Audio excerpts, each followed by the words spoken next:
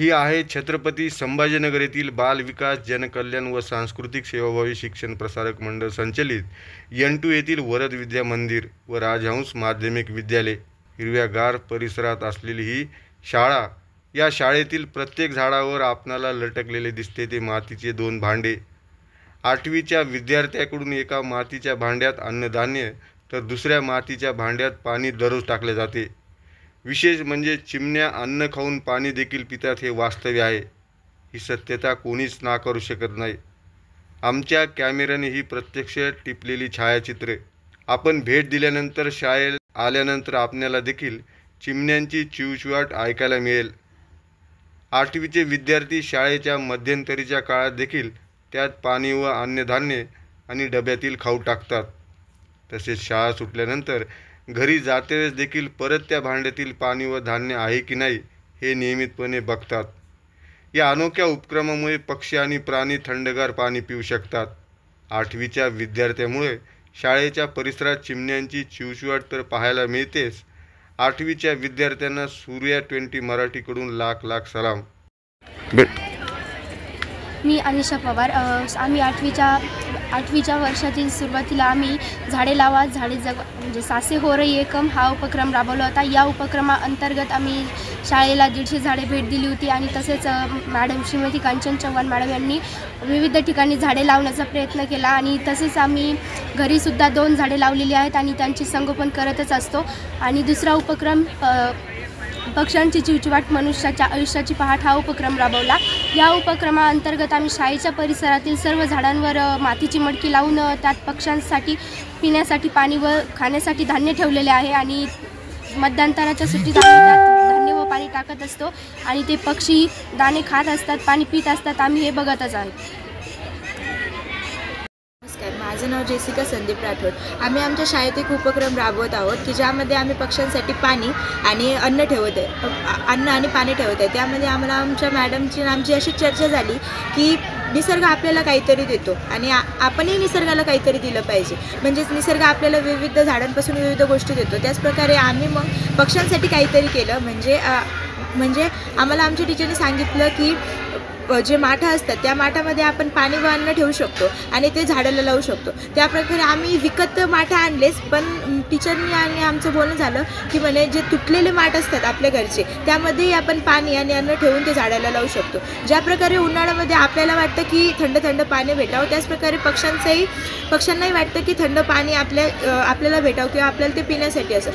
आणि आम्ही जर माठाच्या ऐवजी हे प्लास्टिकमध्ये ठेवलं असतं तर ते पाणी गरम झालं असतं आणि पक्ष्यांना गरम पाणी प्यावं लागलं असतं, थंड पाणी त्यांना भेटलं नसतं।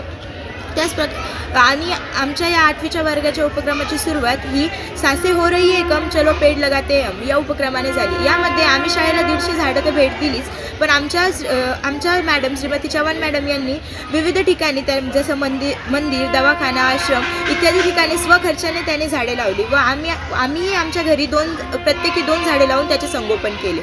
तसेच आता आम्ही या 8वीच्या वर्गाच्या उपक्रमाचा शेवट हा पक्ष्यांची चिवचिवाट मनुष्य जीवनाची पहाट या उपक्रमाने करत आहोत। त्यामध्ये पक्ष्यांसाठी अन्न आणि पाणी ठेवलेलं आहे। धन्यवाद। बेटा मला सांग की तुला हे कसं सुचलं, काय नाही, काय वाटतं तुला? कारण की जसं की मानवाला जर का पाण्याची गरज भासत असेल त्याचबरोबर उन्हाळ्याच्या दिवसामध्ये पक्ष्यांना सुद्धा पाण्याची गरज भासत असते। त्यामुळे आम्हाला हा उपक्रम खूप छान पद्धतीने समजलं। त्यामुळे आमच्या सहशिक्षिका कांचन चव्हाण पवार मॅडम यांनी आम्हाला हा उपक्रम करण्यासाठी सांगितलं। बरं, काय केलं तुम्ही, कशा पद्धतीने केलं हे? त्यामुळे आम्ही छानपैकी मटके आणले पक्ष्यांसाठी। त्याच्यामध्ये एका मटक्यामध्ये दाणे व एका मटक्यामध्ये पाणी, ते पण उन्हाळ्याच्या महिन्यामध्ये आमची पूर्ण वेळ शाळा राहते। त्यामुळे उन्हाळ्यामध्ये आम्ही दररोज ह्या पक्ष्यांसाठी याच्यामध्ये पाणी आणि दाणे टाकतो। काय ना तुझं? यश काटकडे। बेटा मला सांग की तुम्हाला कसं सुचलं, काय नाही बरं उपक्रम तुम्ही राबवताय, काय नाही? हा उपक्रम आमच्या मार्गदर्शक चव्हाण मॅडमनी आम्हाला सुचवला होता। पक्ष्यांची चिवचिवाट मानवी जीवनाची नवी पहाट हा या उपक्रमाचं नाव होतं। या उपक्रमात आम्ही शाळेतील परिसरातील झाडावर मातीची मडके लावून एकात पाणी व एकात धान्य ठेवलं होतं, जेणेकरून पक्ष्यांना उन्हाळ्यात अन्नधान्यासाठी जास्त फिरावं लागणार नाही आणि त्यांना अन्नधान्य लवकर मिळून जाईल। बरे कसं सुचलं तुम्हाला, म्हणजे तुम्ही काय काय केलं याच्यासाठी बनवण्यासाठी, झाडांना जे टांगले तुम्ही ते वगैरे? जसं की आता पक्ष्यांना उन्हाळ्यामुळे जास्त त्रास होतो, काही पक्ष्यांचा जीव जातो, त्यामुळे आम्हाला ते जास्तच बातम्या येत होत्या. त्याच्यामुळे आम्हाला ते सुचलं की आम्ही आमच्या शाळेतील परिसरातील झाडांवर मातीचे मडके लावू शकतो, जेणेकरून त्यांना अन्नधान्य मिळून जाईल, थंड पाणी मिळेल. काय नाव? माझं नाव तृप्ती गणपत नागवे. विद्यार्थ्यांमध्ये निसर्गप्रेम, निसर्ग संगोपन निर्माण करणे हा मुख्य हेतू डोळ्यासमोर ठेवत प्रत्येकाला प्राण्याविषयी आवड निर्माण व्हावी. मुलांनी पक्षी प्राण्यांची काळजी घ्यावी. तसेच निसर्गाने आपल्याला खूप काही दिलेलं आहे. आपणही निसर्गाला काहीतरी निसर्गाच्या संगोपनासाठी द्यायला हवं होतं. पक्षी प्राणी बोलू शकत नाही, मग त्यांच्यासाठी काहीतरी करायला हवं. याच विचारातून पक्ष्याची मधुर चिवचिवाट, मनुष्यांच्या आयुष्याची सुवर्ण पहाट हा उपक्रम छत्रपती संभाजीनगर येथील बालविकास, जनकल्याण व सांस्कृतिक सेवाभावी शिक्षण प्रसारक मंडळ संचलित N2 येथील वरद विद्या मंदिर व राजहंस माध्यमिक विद्यालयातील 8वीच्या विद्यार्थ्यांनी हा उपक्रम राबविलाय. हिंदी विषयाच्या शिक्षिका कांचन पवार यांच्या पुढाकाराने हा उपक्रम यशस्वी देखील झाला आहे. पूर्वी चिमण्यांची चिवचिवाट घरात आणि वरांड्यात ऐकायला मिळत असे.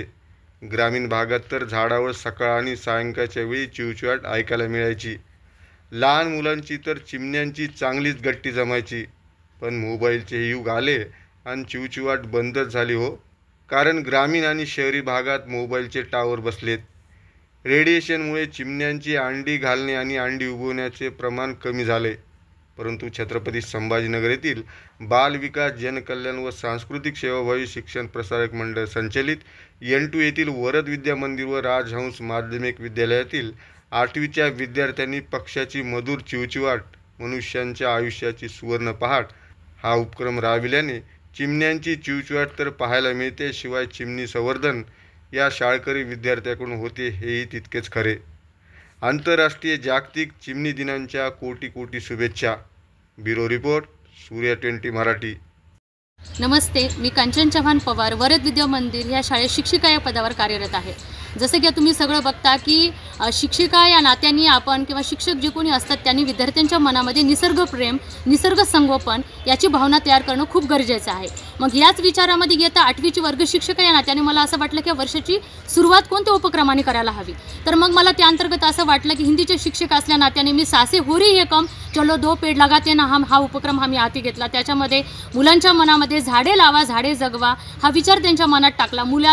प्रत्येक मुलांनी, माझ्या 8वीच्या मुलांनी घरासमोर 2 झाडं लावलेली आहेत. एकास आई, एकास वडील समजून त्याचं ते संगोपन करतायत, त्यांना पाणी टाकतायत, त्यांची काळजी घेतात. निसर्गाने आपल्याला खूप काय दिलेलं आहे. आपलंही काम आहे आपण निसर्गाला काही द्यायला हवं. जसं की आपण बघतो आता उन्हाळ्याचे दिवस आहे, रखरखतो ऊन आहे. आपल्याला बाहेरून कुठून घरी गेल्यानंतर आपल्याला वाटतं की थंडगार आपण पाणी प्यावं, पण हे पक्षी प्राणी बोलू शकत नाहीत. मग त्यांच्यासाठी आपण काय करायला हवं. मग येत्या 8वीच्या मुलांसोबत मी चर्चा केली. मग त्या चर्चेतून आम्हाला असं जाणवलं की आपण एक मातीचे मटके आणायला हवेत आणि ते झाडाला लटकवायला हवेत.